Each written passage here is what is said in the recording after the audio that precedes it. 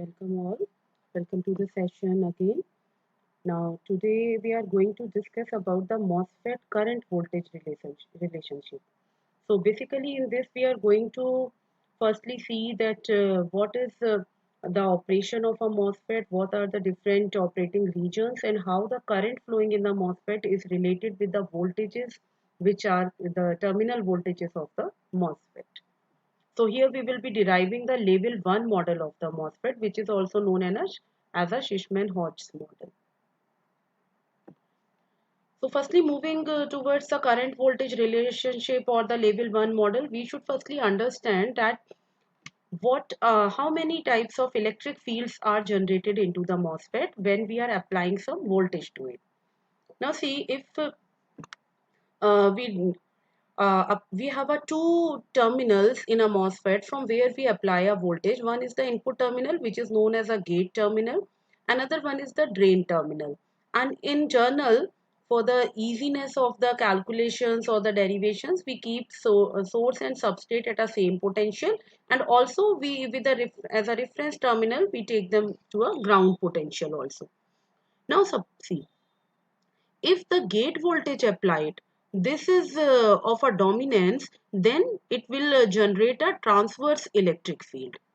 And this is the electric field which will be affecting vertically to the device, and this field will be affecting the channel region at most because it has the maximum influence on the channel region. And when we have a drain to source voltage, if this is of a dominance, then this will generate a lateral electric field, and again this is affecting the channel. So it is up to the operation of the MOSFET that which of the out of the two, which potential is dominant, and what effect of the electric field will be governed on the channel. So whether it will be a transverse electric field, or it will be having the dominance of a lateral electric field. But in general, we have a two electric fields which are being produced into the MOSFET while when we apply the external potential on the terminals. So moving further to the MOSFET operation, this is a two-dimensional picture of a MOSFET. We have earlier also discussed this picture. Now this is a case of a NMOS where P-type substrate region is being taken, and we have a diffusion source and drain regions as a N-type. Now here source and substrate both are ground, and see at the gate to source voltage which is provided, that is less than the threshold voltage. It means the device will not be in a on condition. When the gate voltage will be less than threshold voltage, this says that there will be no channel formation in this region. And if there will be no channel formation, then device will remain in a cutoff. So this is the first operating region of the MOSFET where MOSFET is in a off condition. In spite of if we are giving some positive voltage on drain, then also it requires a greater voltage than the threshold voltage on the gate to have the conducting channel present. The next this diagram, this is showing that the gate voltage now applied is greater than the threshold voltage. It means now there will be a conducting medium present. Now the channel formation is complete and the current conduction will start. So in this conducting process, there are two regions. One is known as a linear region and other is a saturation region. So firstly, when we will be saying if this operation of a linear and saturation, it depends upon this drain to source voltage. If this drain to source voltage is not of a high value and the complete channel is present between source and drain, then the device will be in a linear. And if we are going to increase this, then slowly device shift into a saturation region. In the later lecture, we will be going to discuss this in a detail. So firstly, we should note it down over here that the MOSFET has a three regions of operation: cutoff, linear and saturation, out of which cutoff is a non-conductive region and linear and saturation are the conductive regions. And we are going to develop a model for this linear and saturation region, because here we need to focus about that what is the relationship between a current and voltage. So now moving further, one by one, we will be discussing about the operating region. So firstly, I am taking the cutoff region into consideration. Now, when I am talking of a cutoff, then the first condition is that gate voltage will be less than the threshold voltage, and it has a two different condition of drain to source voltage. Once I am taking that if drain to source voltage is 0, and other I am saying that when drain to source voltage is greater than 0, means some positive quantity, but still gate voltage is less than the threshold voltage. So when the gate voltage is less than the threshold voltage, we have earlier seen that the minority carriers from the substrate, they won't be attracted into the interfacial region, and the channel formation will not take place. And if I am going to increase this drain to source voltage above 0, then what will happen? This is a N plus region. Here it is a P type substrate. So N plus P junction is there. And because N region is biased by a positive voltage, so the reverse biasing will be increased. And at this junction, the depletion region width will be wider in comparison to the earlier case. So it will be more difficult for the gate voltage or the potential applied here to pull the minority carriers over here. So this is what the region of cutoff, which is not depending upon the drain voltage. It is dependent upon whether the gate is biased higher than the threshold voltage or not. Now we come to the linear region. Now linear region straightforwardly says that the gate voltage should be greater than threshold voltage because it is a conducting region. So the first condition for the MOSFET to be in a conduction is that gate voltage should be greater than or equal to the threshold voltage.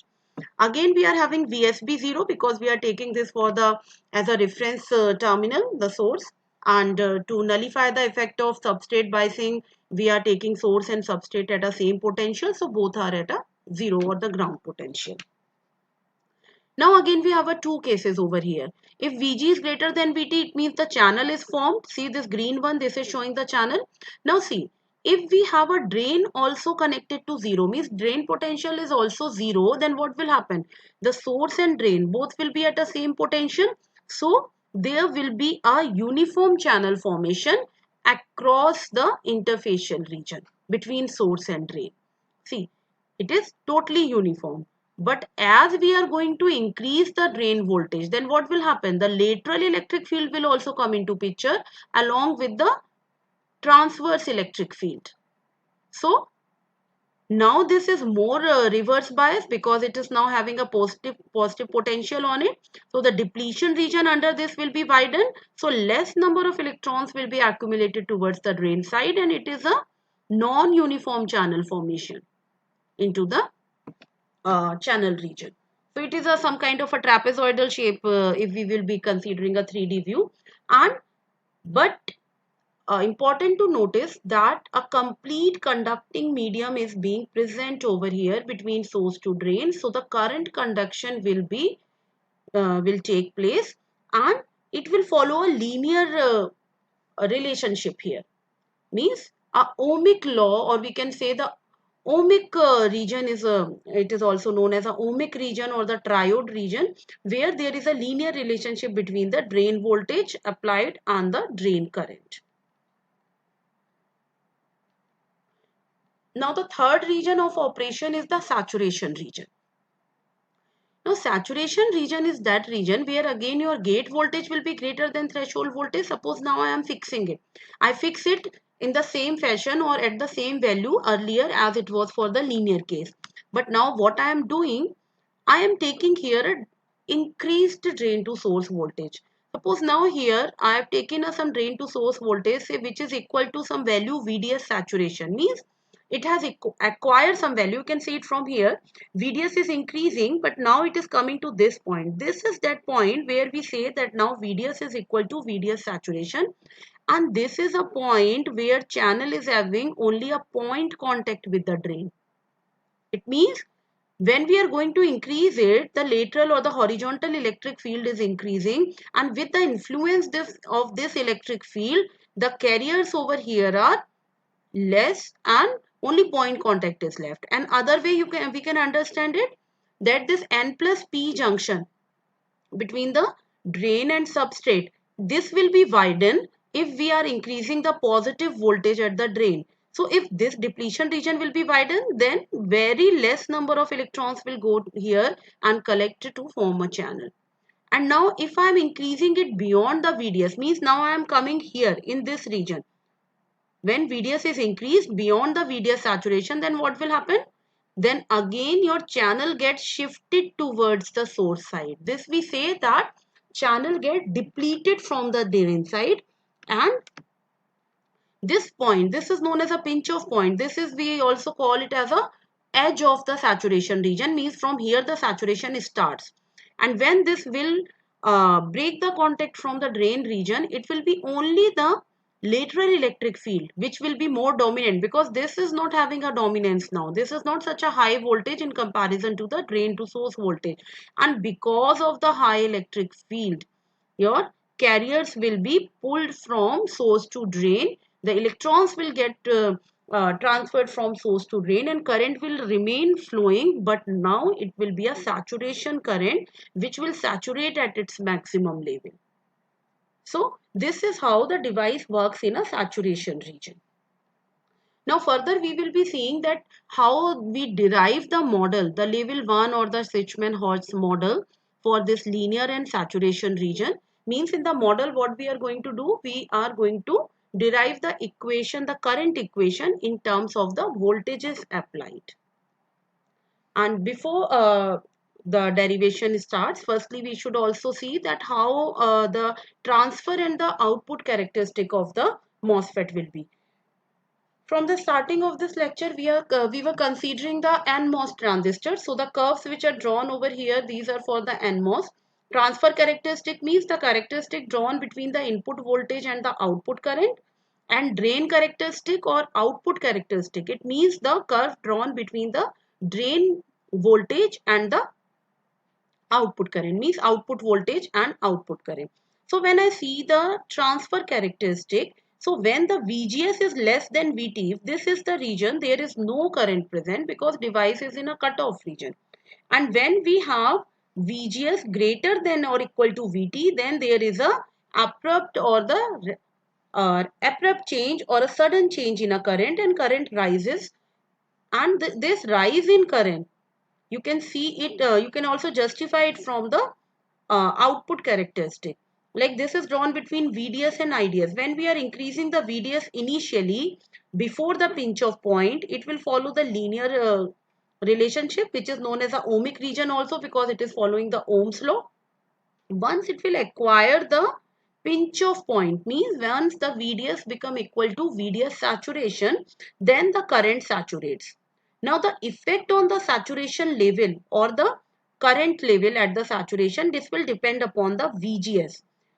Greater the VGS, higher will be the maximum current or the saturation current. Yeah, this is shown from here. See, if VGS value is having a, current will be having a less value, and if you are increasing the VGS, then the current value will be increased. So with a very little increase or the small increase in the VGS, the current, the level in the saturation current or the amplitude of the saturation current increases abruptly. So this is how we draw the transfer and the drain characteristic of the MOSFET. Now looking towards the conditions for the NMOS and PMOS to remain in the particular operating region. Now here I have stated that for the cutoff, if it is a NMOS case, VGS should be less than VT. We know for a NMOS, threshold voltage is positive, and for PMOS, threshold voltage is negative. And when VDS is less than VGS minus VT, then the device is in a linear region. And when your drain to source voltage, it is greater than or equal to VGS minus VT, it is in a saturation region. Further, we will be seeing here that this VGS minus VT, this whole term is known as a VDS saturation. So basically it is over here that if VDS is less than VDS saturation, then the linear region of the conduction will be there. And if VDS is greater than or equal to VDS saturation, then the saturation region. Similarly, when we talk of the PMOS, PMOS has the reversal of this sign. And with the same sign also, if I am not taking this mod, if I am replacing this mod, then these in between symbols will be, sign will be reversed. Means if here it is less than, then here this will be greater. If there it is greater, then this will become less than. Or if we have to take the same sign conventions, then we have to place a mod, because the threshold voltage of the PMOS is a negative quantity.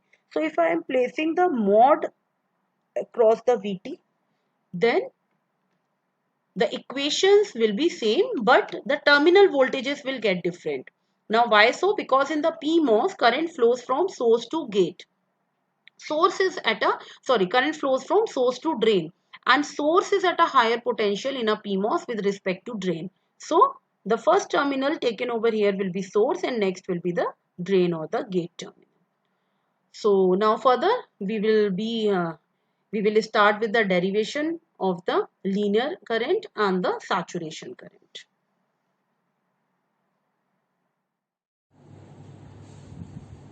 So firstly we will study about the MOSFET symbols. That how many symbols are there by which we can identify that the device shown in the circuit is a MOSFET. Firstly, we know that MOSFET is divided into two categories, NMOS and PMOS. NMOS means it is also known as a N-channel MOSFET, and PMOS is also known as a P-channel MOSFET. So now there are several ways to draw the symbol of the MOSFET. So as we know, MOSFET is a 4-terminal device. It has gate, drain, source and bulk or substrate.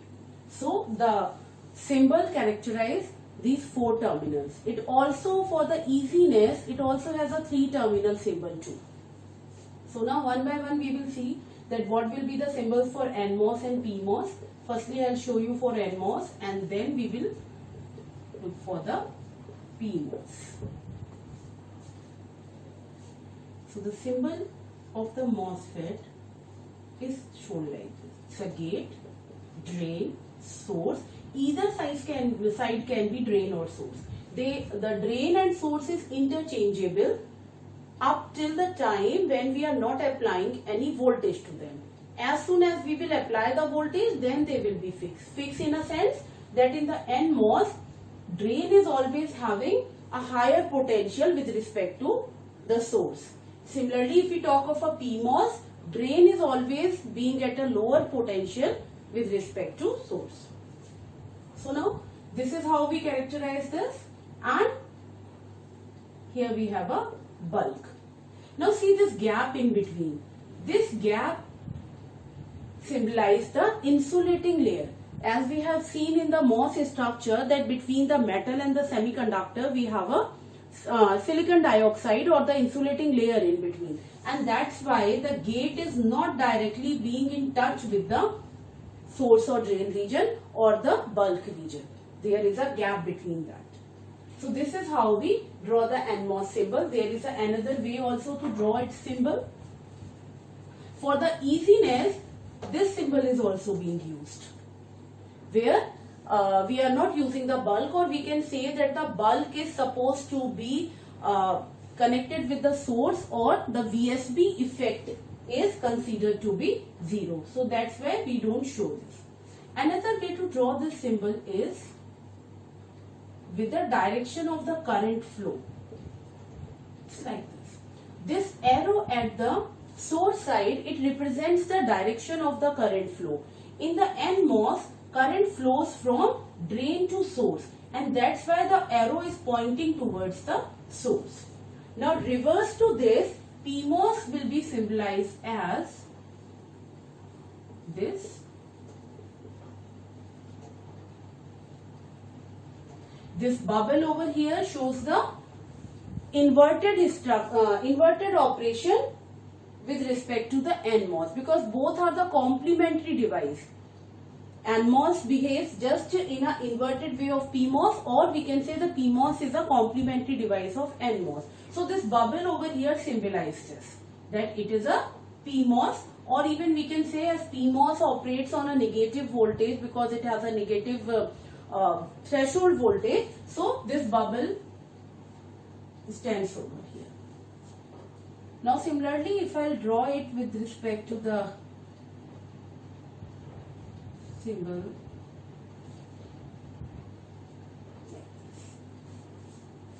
so this is a symbol in which the current direction is shown. Now as I just said that PMOS has a current flow from source to drain, or we can say that PMOS is having a source at a higher potential and drain at a lower potential. So the arrow will point towards the drain side. So this is showing the current flow in the device. So this is how we symbolize this. But when we talk of a digital design, then these are the symbols which we use in the digital circuit design for NMOS and PMOS. They are this. These are the simple symbols which we use for the digital circuit design. So this is how we draw the symbol for the MOSFET. Now moving towards the structure of the MOSFET.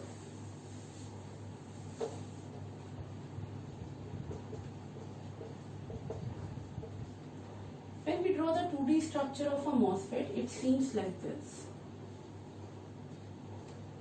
This is a substrate which is a native wafer on which the device is formed. Suppose I'll take it as a P-type substrate. It means I am drawing this structure for a NMOS device.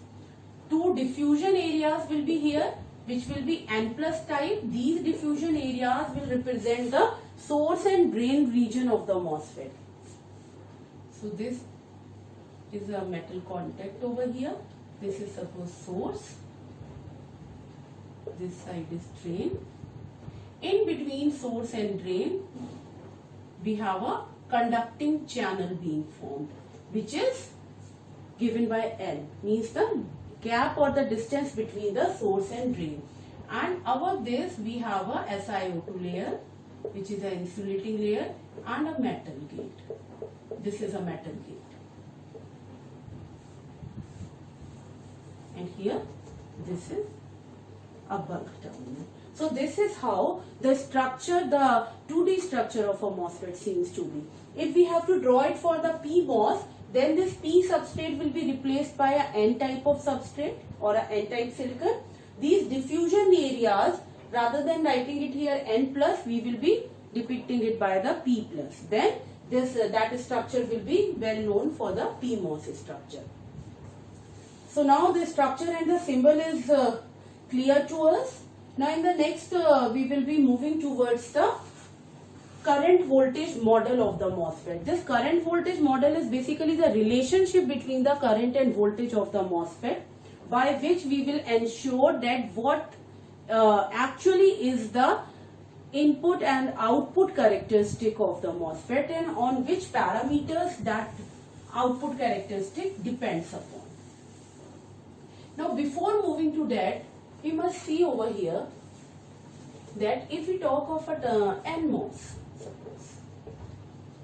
In a NMOS, if I draw the output characteristic, which is also known as a drain characteristic, which is this is a output or drain characteristic.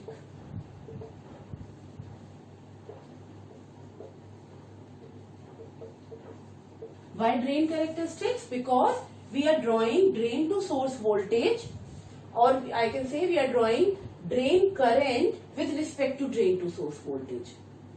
So it is also known as a drain characteristic, and output characteristic because VDS is termed as an output over here. Now if I draw it, then ideally it is drawn like this. This point from where the current starts to be constant, this is known as a pinch off point.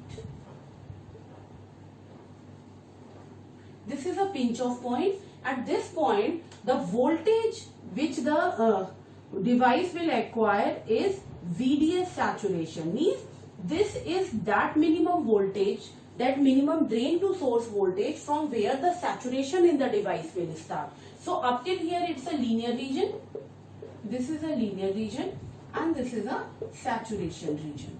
and in the saturation region we have a maximum current flowing across the device. So this ideal saturation is the maximum current which we can attain from the MOSFET device. So this is that characteristic which we have to prove with respect to the current voltage equation, that what equation will be there which can set this characteristic in this pattern. So now we will be starting with this.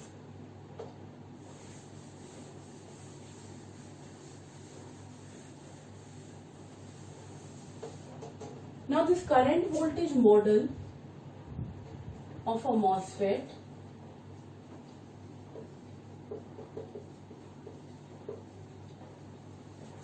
this is a very conventional, or we can say the first model of the current voltage. So that's why it is also known as a level 1 model, and this is a very approximate model. Now what is this model? Model basically is to give some expressions in terms of voltage, current and other parameters so that the behavior of the device can be justified by the help of those equations. That is a model. So when we model any device, then this model has a two type of parameters into it. One are the physical parameters and other are the empirical parameters. So physical parameters are those parameters which actually you can extract or derive, or they have a physical significance in the operation of the device.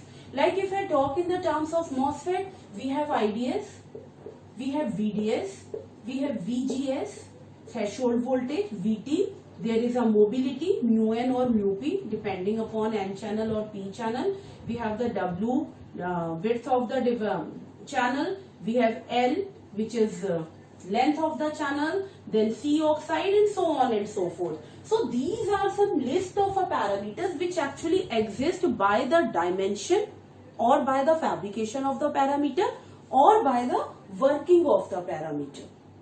Sorry, by the working of the device. So these type of parameters are known as a physical parameters. So the modeling if we do only with the physical parameters is known as a physical modeling. So this is basically a types of parameters over here.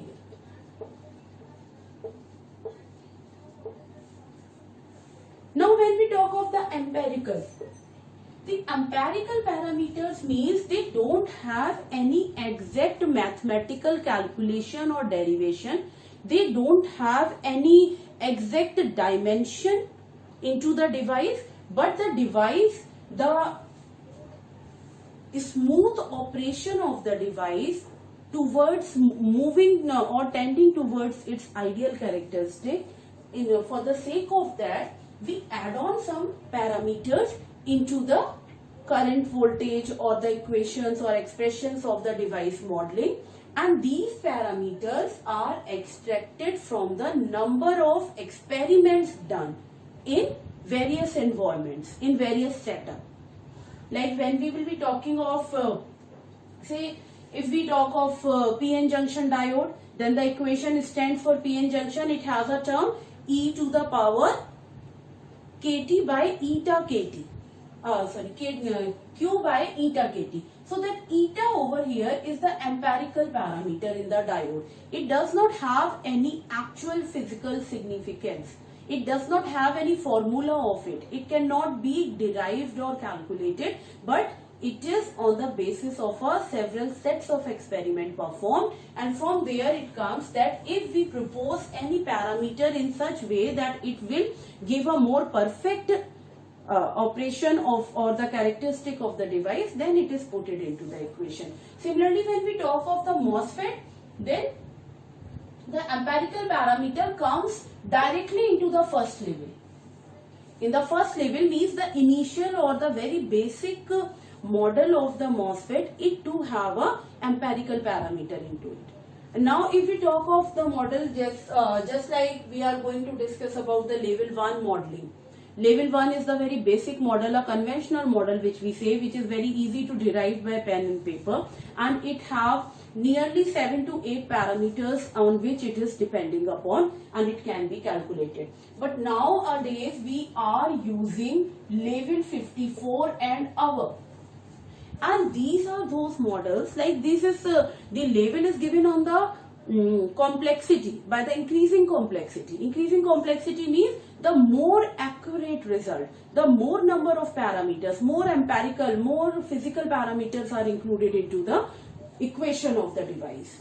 So when we are moving towards the level 54 or even further to this, it means we have more than 100 parameters or even more than that, which will satisfy a one single equation, and very difficult to be derived with pen and paper. So we only go for the first initial model, from where we have to see that how that output characteristic of the MOSFET comes.